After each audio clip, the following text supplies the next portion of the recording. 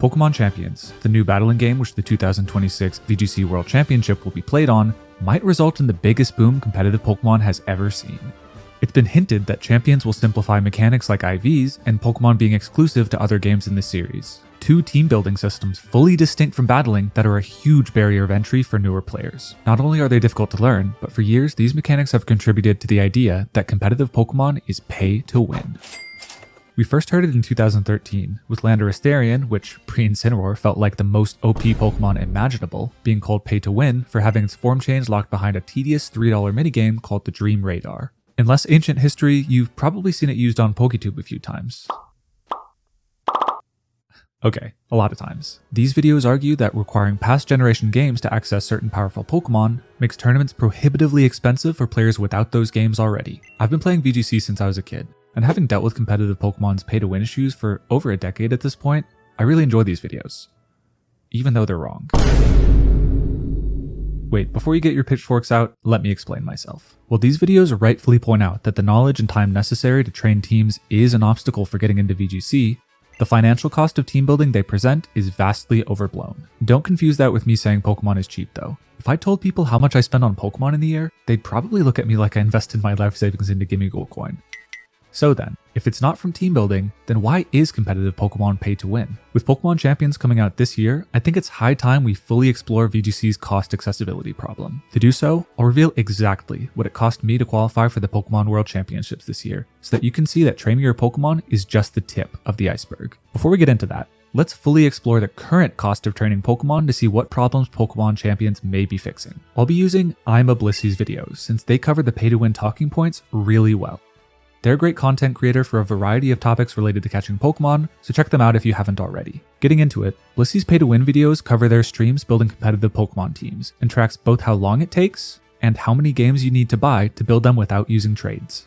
More on that later. To access all competitively viable Pokemon in the VGC 2025 season, you need both Pokemon Scarlet and Violet with their DLC, since they both have competitively viable version exclusives. While some are catchable in the opposite version using Union Circles, that's not true for the cover legendaries or the Pokedex completion paradoxes. So yeah, both games. Next, Pokemon Legends Arceus for its exclusives, although, let's be honest, we're not talking about Enamorus and Mega Stantler here, it's really just the bear.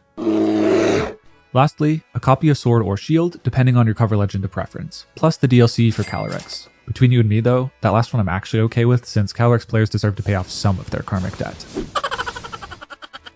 Throw in Pokemon Home's $10 yearly subscription to transfer Pokemon between games, and you're looking at about $340 just to access everything, which is, admittedly, a lot of money. However, let me show you why that price is flawed. Blissey assumes you catch every Pokemon yourself without using trades. That may seem weird since trading is a core part of the series, but for context, before Worlds 2023, players were warned about using traded Pokemon due to legality concerns, with multiple players being disqualified. Blissey's video is meant to illustrate that taken literally, this no trading interpretation of Pokemon's message would make competing annoyingly expensive. Thankfully, that's not how it was interpreted going forward.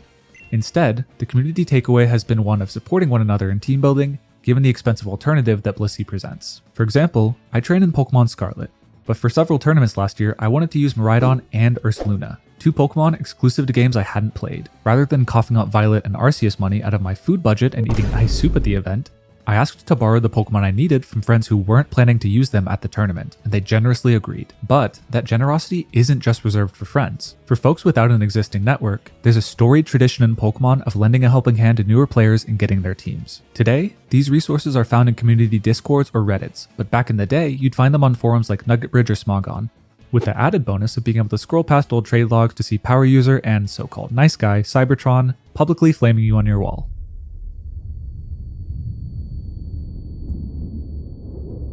Still hurts, Aaron. From what I've observed, since Worlds 2023, the VGC community has fully embraced the spirit of trust and collaboration to tackle in-game team building's challenges. As a result, while the entirely self-sufficient worst case would cost $340, players really only need $90 for the base game plus DLC to compete, relying on community resources to fill in any gaps. Now, despite me nitpicking at the pay-to-win arguments on team building, Blissey is absolutely right that Pokemon shouldn't design systems that require so much time and money to engage with alone that they incentivize players towards alternatives like trading that introduce uncertainty and tournament legality. Blissy's videos show exactly how complex and tedious team building can be, and why the changes we've seen from Champions are sorely needed. But here's the thing.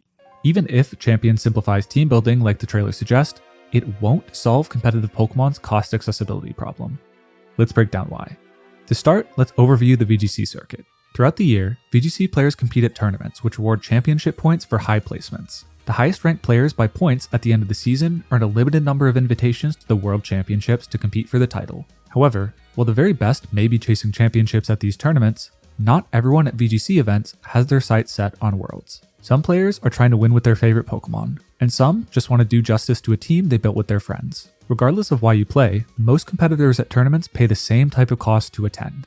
To figure out the average price competitors should expect to pay when they sign up for a VGC tournament, along with the average cost of a Worlds invite, we'll look at my costs in this past season. And the first cost players face when they sign up for a tournament is entry fees. While tournaments used to be free when I started competing, as the scale of the circuit has grown, entry fees have increased along with it, sometimes suddenly. The going rate at most majors in 2025 was $70. Yes, you heard right, already greater than the cost of the base game you'll be competing on. Personally, I think entry fees are actually a greater deterrent than game costs for attending your first tournament. If not financially, then definitely psychologically, but I'll save that for another time. Subscribe on YouTube and Patreon if you want to support the channel and see more analyses like this one. As I mentioned before, there's a limited amount of invitations to Worlds. To make sure players aren't outcompeted for one of these World spots by Mr. Worldwide flying to every tournament, Pokemon has a best finish limit system where only your 5 best tournament finishes count towards Worlds. While this means you can't qualify on volume alone, in practice this means that to remain competitive for the Worlds invite, most players need to compete in at least 5 major tournaments. Even though you spend a considerable amount of time in convention halls, 5 major tournaments is like 5 mini vacations a year, with added entry fees, so wealthier players are certainly still advantaged in the BFL system. Local tournaments also have entry fees, charging between $5 to $20. Assuming you fill your BFL of 8, let's be conservative and say you need an additional $40 in entry fees. So, to fill your BFLs at majors and locals to have a chance at Worlds qualification, you need to pay roughly $400 in fees alone. But wait, there's more. Let's look at travel costs, starting with transit since it's the most expensive part. Flight prices will vary substantially based on your proximity to an airport in the US and how far major events are from you. I personally live near a small international airport, so my flight costs are average to a little pricier. Across the season, I averaged $300 to $400 per round trip, spending $2,300 on flights in total. Accounting for transit to and from the airport, I spent around $100 per trip, or $700 in total, mostly on Ubers. Some cities like Toronto and Portland had cheap and convenient trains or public transport from the airport, but that's pretty abnormal at North American tournaments. Thank you, US car-centered infrastructure. Really loving that extra lane. Moving on to housing, most players share a hotel room at tournaments. If you want, you can really cut costs here by cramming 8 people into a hotel room like my friends and I did when we were younger, or you could spring for pricier Airbnbs and prioritize comfort. But the most common setup I've seen is sleeping 4 people to 2 queen beds in a hotel. It's probably the best cost to comfort ratio, especially if it means you're close to the venue, and even if you're new, they're pretty easy to coordinate through community or local discords. On average, it costs $100 to $150 for 2 nights at a regional, and $150 to $225 for 3 nights at an international. My season total was about $1,100 in hotel costs. See Portland for what it looks like if you plan poorly and are stuck paying for your own room. Lastly, let's talk about one of my favorite things at tours, food. A regional will cost you roughly $90 in food, and an international $140 due to an extra day.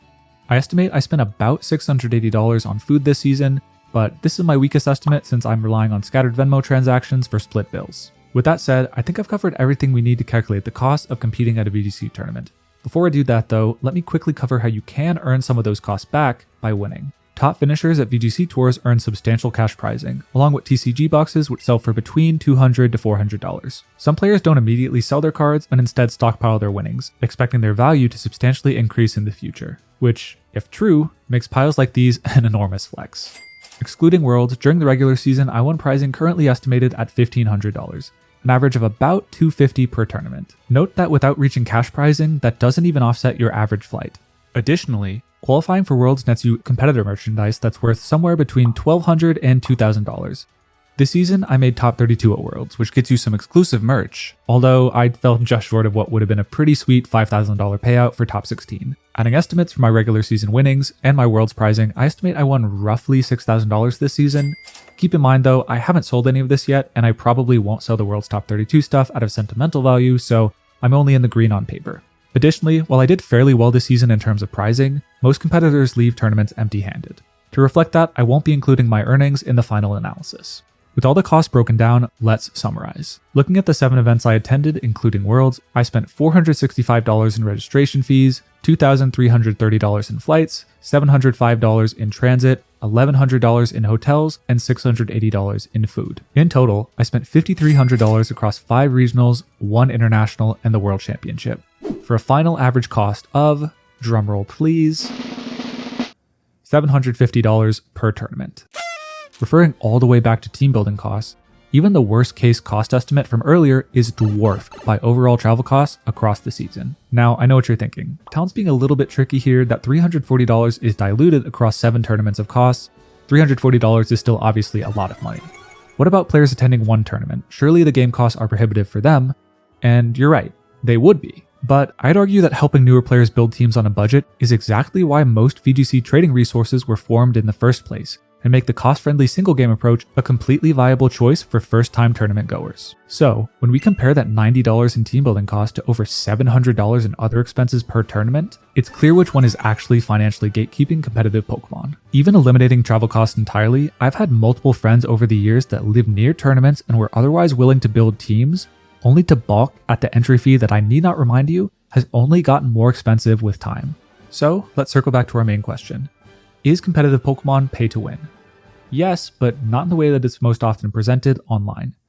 VGC is an expensive hobby not from exaggerated team building costs, but from high travel costs and entry fees required to compete at major tournaments.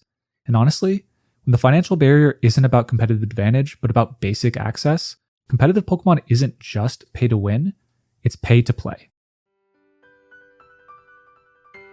However, I don't want anyone's takeaway to be that these tournaments are a waste of money.